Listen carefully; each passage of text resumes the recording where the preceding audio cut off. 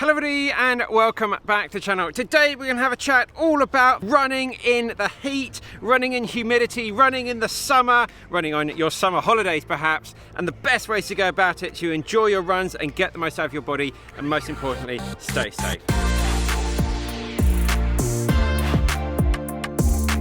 So it's great to see you joining us here on the channel for another video. As I said, today we're chatting all things heat, and yeah, as we come into the summer now in the northern hemisphere, or maybe you're jetting off to somewhere very, very hot, I want to give you all those tips and tricks to help get your running done.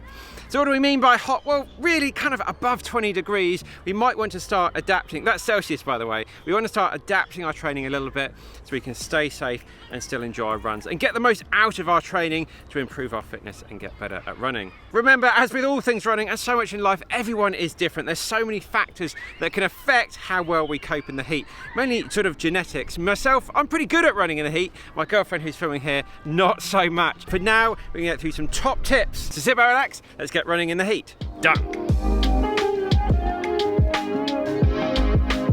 So starting out with some very super simple, maybe really obvious things to do. I don't know. Let us know your favourite tips for running in the heat down below. If you don't fancy running outside, then obviously you can run inside. Running in the gym, running in an air-conditioned gym, running on the treadmill, running on the cross trainer, getting some cross training done where it's cool and you don't have to worry about that. You've got water and everything right by you. You don't have to worry about anything. But if you are going to head outside, then obviously putting something like a sun hat on. Bucket hats are really good. We sell bucket hats on my website, so go and check those out. They're fantastic. Keep your head nicely protected from the sun. Sun cream on everywhere, at least factor 30 and above, ideally factor 50, which is what we would use everywhere we go. And then sunglasses can help protect your eyes as well and stop all that UV coming in. In terms of what clothing to wear, a lot of people like to wear a singlet. Even when it's really hot, you might want to size up something a little bit more baggy, a little bit looser, so it sort of flaps around in your skin. You get a bit more air circulating around, that sweat can get off your skin a little bit better. The last thing about clothing, if you are going to wear a hat, again, we've got so loads of hats on the website. I'm going to plug those a little bit. They are fantastic. Ones with the mesh tops are really good, so you can breathe nicely through there. That heat will escape from your head. And if you do come across any water fountains or streams or anything, hat dunks, get your hat in the water, get it back on your head, douse yourself down with some water. It will really help to lower that sort of core body temperature. Just keep you cooler and running for longer. So during the summertime, the coolest part of the day will be just before sunrise. So you may want to get out in that sort of hot, humid conditions in the summer as early in the morning as you can. Set the alarm, get out of bed and go and get your run done and enjoy the rest of the day. If you're an evening runner, then just run in the evening time, just to avoid that middle part of the day. Another thing to note is ideally if you can stay away from tarmac. It really reflects the heat back up off the surface onto your body. If you can, run in the parks, run on sort of trails, in the shade, away from that direct sunlight as well. On grass and dirt will be a lot softer, good on your ankle joints, but a lot cooler as well. So how fast are you going to run when it's really hot? Well, there's a few different calculators online. We'll link to a couple down below and we'll put them on the screen now of how to adjust your pace. Ultimately, you're going to be running a lot slower.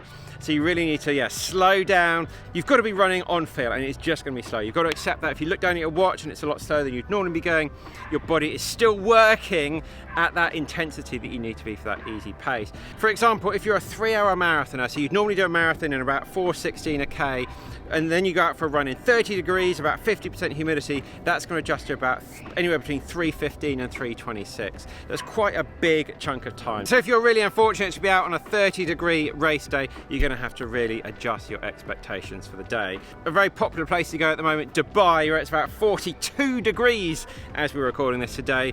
That same thing would go up to about 3:38. Yeah, but please don't go running in that sort of temperature. That's crazy. Get inside in the gym if you're going to Dubai this summer. So as you'd expect, hydration is super important out in the heat. But what should you take? Well, you want to be taking something with some electrolytes in it. That sort of salt that's going to be sweated out in your skin. You're going to be adding some of that into your system. So I'd always take like a Cisco Hydro before I go out. And in my water bottles, if I'm going out for a particularly long run, there's going to be some more electrolytes in there, mixed in with some sports drink. You want to make sure you plan your route out before you go. Plan some stops where you can definitely get some fluids out before you go. Just stopping at some shops shops, stopping at water fountains. On Strava, the maps, they show all the water fountains. You may just want to check they're definitely going to be on and working before you go. The big thing with drinking and how much to drink is just, if you're thirsty, stop and take on board some fluids. Drink to thirst, drink to how your body's feeling. Just take a little bit more than you'd usually take. And yeah, if you're thirsty, have a drink. Right guys, it's the next day, but super quick, so we actually forgot to record this bit. But as I said at the start of the video, like sweating and the salt content, the sodium that comes out as we exercise is very different on different types of people. And you can actually, there are a few companies that do a personalized sweat test, and then you can get different types of hydration products, different types of electrolytes for different types of sweaters. The main company here in the UK is called Precision Hydration. It's not sponsored. We'll link to the sweat test that you can get through them below. So if you are someone that's suffering quite a lot and you see loads of white and sort of salt over all of your clothes, loads when it's really, really hot, maybe worth it checking out. Right, back to the video. And finally, want to have a chat about humidity. This is a runner's worst nightmare, quite frankly. Once you start to get high humidity, it literally becomes impossible for you to cool down. The sweat will literally just not leave your skin. There's too much moisture in the atmosphere, and it is dangerous to be running in high humidity. The only thing you can really do in these situations is to use sort of physical things to cool yourself down. So water over the head. We'll put in this clip of Zach Miller out on that race a couple of weekends ago, trying to cool himself down, chucking water over it, cool water over you, getting in streams and rivers to try and cool yourself down.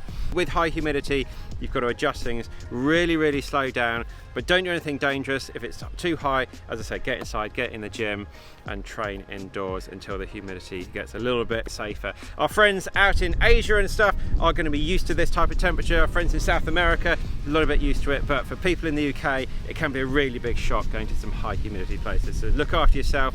If it gets a bit too difficult out there, just stop, get inside and sort of rehydrate and look after yourself. Right guys, we're just going to flick through some faster quickfire points at the end. Now if you have got a Garmin, it has got like a heat acclimatization feature, a little bit like the altitude acclimatization. If it detects you've gone to a new place or there's been suddenly a big increase in temperature, you can look at the widget and your watch will tell you how well you're adapting to the new heat. If you are away on holiday, just run close to your hotel for those first few days. Don't go off exploring too far away. Just run some loops, get your body used to the new heat. The big thing with humans is they're not very good at sudden big changes, but like little bits over time. So if you're used to running in the UK, for example, where it's maybe like 15, 16, and you go on holiday where it's 35, it's going to be a huge shock to the system. Stay close to your hotel, get hydrated, run some loops, get used to it, and then you go exploring a bit further afield. In the heat, and when we get all sweaty, you're extra prone to chafing. So make sure you're getting some body glide on your legs there, around the back of your arms here, anything that might chafe. And finally, just don't panic too much about it. If you want to go and do some cross training, go for a swim, go out on a bike, there's other things we can do. Don't feel like you're going to be out there trying to smash your sessions. If you can't get them done, then it's going to be a big disaster. Remember, running is all about consistency over time. If you have to just keep things easy during a bit of a heat wave for a couple of weeks, that's going to be fine. Your body only knows effort. It doesn't know what's going on out there. So if you're running a little bit slower, but the effort is still there, you're still going to be making those adjustments to your body and still getting fitter. It just might not quite so good on Strava with all your mates looking. But there we go. We can get a good Strava title out there moaning about the heat, and everybody knows just how tough it is. So there we have it guys, running in the heat done as it's baking in London today, as Sarah's just losing her notes here behind me. Hope you enjoyed that video. Stay safe out there guys. Let us know how your running is going. Any tips and tricks, put them down in the comments below to help out the running community. We'll be back in a few days with some more running tips. Keep on working hard, keep on getting it done, and check out the website. We'll see you in the next one.